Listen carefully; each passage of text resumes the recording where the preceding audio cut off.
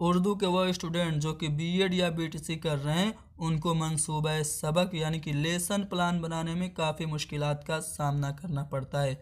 इसी बात को मद्देनज़र रखते हुए मैं एमएम अली हैदरी आप लोगों के लिए उर्दू का लेसन प्लान लेके हाजिर हुआ हूँ, जिसमें हम लोग लेसन प्लान के पूरे खाके को स्टेप बाय स्टेप डिस्कस करेंगे और सभी स्टेप को हिंदी और अंग्रेज़ी में भी समझने की कोशिश करेंगे। तो चलिए शुरू करते हैं। लेसन प्लान बनाने से पहले सबसे पहले आपको इस प्रकार से कुछ खाने बनाने पड़ेंगे, जिसके पहले खाने में आपको तारीख यानी कि डेट लिखनी पड़ेगी। किस तारीख को आप टीचिंग कर रहे हैं उसको यहाँ पे लिखेंगे। दूसरे कॉलम में आप किस क्लास को पढ़ा रहे हैं वो लिखेंगे और तीसरे कॉलम में आप लिखेंगे कि आपका सब्जेक्ट क्या है, आप क्या पढ़ा रहे हैं, हिंदी पढ़ा रहे हैं, अंग्रेज़ी पढ़ा रहे हैं, उर्दू पढ़ा रहे हैं, साइंस पढ़ा रहे हैं, वो आप मजमून यहाँ पे लिखेंगे। और जो चौथा कॉलम होगा उसमें आपको जो आज टॉपिक पढ़ाना है उस टॉपिक का नाम लिखेंगे। जैसे आज हम लोग पढ़ेंगे नज़्म खुदा की हमद, तो मैं यहाँ पे उन्वान में क्या लिखूँगा, हमद लिख दूँगा। और मैं किस घंटे में पढ़ा रहा हूँ, दूसरी घंटे में कि तीसरी में कि चौथी में, वो यहाँ पे लिखा जाएगा। और हमारी टाइम पीरियड कितनी होगी क्लास की, यानी कि कितने वक्त तक क्लास चलेगी, उसको यहाँ पे लिखना होगा। ये सभी चीज़ें लिख लेने के बाद हमारी टीचिंग का मकसद क्या है, दो मकसद हो सकते हैं। एक हमारा आम मकसद हो सकता है और एक खास मकसद, यानी कि एक जनरल एम होगा हमारी टीचिंग का और दूसरा स्पेसिफिक एम होगा। तो सबसे पहले हम लोग जनरल एम लिखेंगे हमारी टीचिंग का क्या है। तो जब हम लोग टीचिंग कराते हैं तो किसी भी लैंग्वेज में जब हम लोग टीचिंग कराते हैं तो जो हमारा जनरल एम होता है वो ये होता है कि उस लैंग्वेज के रिलेटेड हम बच्चों में इंटरेस्ट पैदा करें। यानी कि पहला पॉइंट आम मकसद में हम लोग ये लिखेंगे कि तलबा में उर्दू ज़बान के मुतालिक दिलचस्पी पैदा करना। दोस्तों अगर आप लोग नज़्म पढ़ा रहे हैं यानी कि पोएम पढ़ा रहे हैं तो पोएम से क्या होता है, बच्चे में इमेजिनेशन पावर आती है, कल्पना शक्ति आती है। तो दूसरा पॉइंट आप लिख सकते हैं कि बच्चों में क्या करना, कुव्वत तख़य्युल यानी कि सोचने समझने की जो कुव्वत है, ताकत है, उसकी नशो नुमा करना। तीसरा पॉइंट जो कि सब में कॉमन हो सकता है, किसी भी लैंग्वेज को आप पढ़ा रहे हैं, आप ये लिख सकते हैं कि बच्चा में गौर फिक्र यानी कि चिंतन करने की, थिंकिंग करने की एबिलिटी पैदा करना। तो ये 3 से 4 आप आम मकसद यानी कि जनरल एम लिख सकते हैं। जनरल एम के बाद आपको लिखना पड़ेगा विशिष्ट उद्देश्य यानी कि स्पेसिफिक एम, खास मकसद क्या है आपकी टीचिंग का। तो जो आज आपको पढ़ाना है वही आपका खास मकसद है। जैसे मुझे आज नज़्म पढ़ाना है तो मैं लिख दूंगा कि बच्चों को नज़्म खुदा की हमद की तालीम देना, ये हमारी टीचिंग का खास मकसद हो जाएगा। आम मकसद और ख़ास मकसद बता लेने के बाद हम लोग क्या करेंगे, बच्चों को पहले से क्या क्या चीज़ें पता है वो बताएंगे। जैसे अगर बच्चों को हम नज़्म पढ़ाने जा रहे हैं तो कम से कम बच्चों को उर्दू पढ़ना और लिखना तो आना चाहिए ना। तो हम साबिका मालूमात यानी कि प्रीवियस नॉलेज, पूर्व ज्ञान में लिखेंगे कि बच्चों को उर्दू पढ़ना लिखना आता है। अब हम जब टीचिंग कराएंगे तो उसमें हमें कुछ चीज़ों की ज़रूरत पड़ेगी, जिसको हम लोग टीचिंग लर्निंग मटेरियल यानी कि शिक्षण सहायक सामग्री कहते हैं। उर्दू में उसको इमदादी अशिया कहा जाता है। तो जैसे हम पढ़ाएंगे तो हमको चौक की ज़रूरत पड़ेगी, डस्टर की ज़रूरत पड़ेगी, किताब की भी ज़रूरत पड़ेगी। तो हम लोग इमदादी अशिया में चौक, डस्टर, ब्लैक बोर्ड, किताब वगैरह लिख देंगे। और उसके बाद हम लोग क्या करेंगे, जब हम इमदादी अशिया लिख लेंगे तो बच्चों से क्या करेंगे, प्रस्तावना प्रश्न करेंगे। सबसे अहम यही चीज़ होता है किसी भी लेसन प्लान में।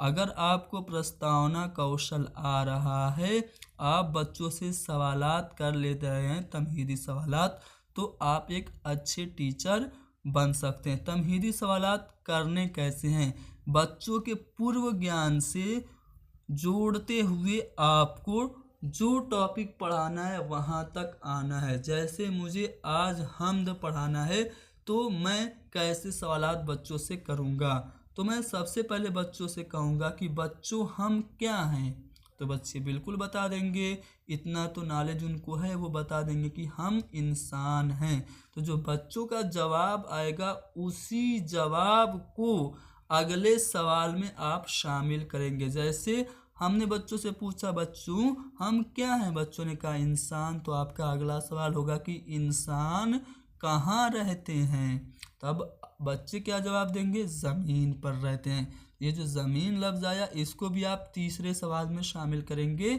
और कहेंगे कि ये जो ज़मीन है वो किसने बनाई?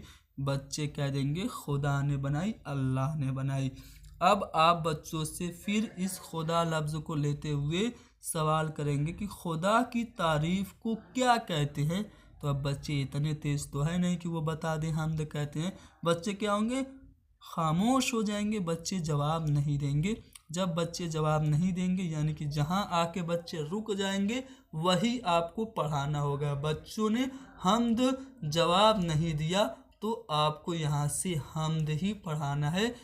अब जब आप प्रस्तावना प्रश्न कर लेंगे तो आपका उद्देश्य कथन होगा, आप बयान मकसद करेंगे, यानी कि आप बच्चों को बताएंगे कि आज हम पढ़ेंगे क्या, हमारी टीचिंग क्या है, क्या मकसद, टीचिंग का जो मकसद है वो क्या है। तो आप कहेंगे कि बच्चों आज हम लोग खुदा की हम्द जो नज़्म है उसको पढ़ेंगे, उसका मुतालिया करेंगे। आपका जो उद्देश्य कथन होगा उसके बाद आप क्या करेंगे? प्रस्तुतिकरण करेंगे, यानी कि पेशकश करेंगे।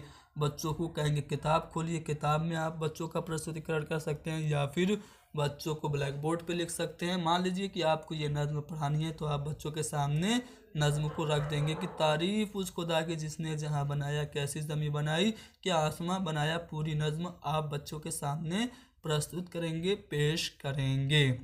ठीक है, इसके बाद आप एक पॉइंट जो कि मैंने यहाँ पे शामिल नहीं किया है, आप यहाँ पे डाल सकते हैं सरगर्मी।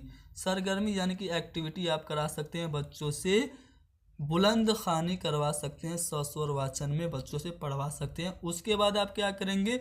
जब बच्चे नज़्म को पढ़ लेंगे तो कुछ अल्फाज ऐसे होंगे जिसकी मीनिंग बच्चों को पता नहीं होगी, तो आप क्या करेंगे? ब्लैक बोर्ड का यूज़ करेंगे। तब आपका जो श्याम पट्ट है उसका काम होगा। आप क्या करेंगे? तख्त-ए-श्या का इस्तेमाल करेंगे। जो मुश्किल अल्फाज होंगे उसको आप लोग ब्लैक बोर्ड पे लिख देंगे। आप लिखेंगे हम्द के माने क्या होता है, जहाँ किसे कहते हैं, खुशनुमा के माने क्या होता है, खिलात के माने क्या होता है। तो ये सभी मुश्किल अल्फाज जो कि बच्चों को पता नहीं है वो आप यहाँ पे ब्लैक बोर्ड पे लिखेंगे। ये आपका जो है वो श्याम पट्ट कार्य होगा। ये सभी चीज़ें कर लेने के बाद आप क्या करेंगे? बच्चों ने कितना समझा ये चेक करेंगे। कैसे चेक करेंगे? आप बोधात्मक प्रश्न करेंगे, तफहीमी सवालात बच्चों से करेंगे। मान लीजिए कि आपने पूरी नज़्म पढ़ा दी, अब नौबत ये आई है कि आप चेक करें कि आपकी टीचिंग कारगर साबित हुई कि नहीं। तो आप उसी नज़्म से जो कि आपने पढ़ाया है बच्चों से सवालात करेंगे। ठीक है, कौन कौन से सवाल करेंगे? पहला सवाल जो आपका होना चाहिए वो ये होना चाहिए कि जहाँ यानी कि दुनिया किसने बनाया। बच्चों ने नज़्म पढ़ी है कि तारीफ़ उस खुदा की जिसने जहाँ बनाया, तो अगर वो जवाब दे रहे कि खुदा ने बनाया तो इसका मतलब आपकी टीचिंग सक्सेसफुल है। ठीक है, तारीफ़ उस खुदा की जिसने जहाँ बनाया, इस तरह से नज़्म है पूरी। उसमें एक लफ्ज़ आ रहा है बेल बूटे। ठीक है, आप यहाँ पे देख सकते हैं, मिट्टी के बेल बूटे क्या खुशनुमा उगाए। अब यहाँ से आप एक सवाल और बना सकते हैं कि खुदा ने बेल बूटे कैसे उगाए या कैसे बनाए।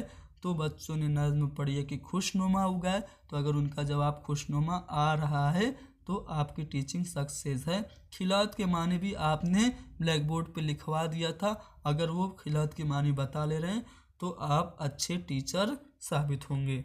उसके बाद तफहीमी सवालात कर लेने के बाद आप क्या करेंगे? आप निरीक्षण करेंगे, आप मुआयना करेंगे, घूमेंगे, बच्चों को देखेंगे और उनकी कारकर्दगी का मुआयना करेंगे।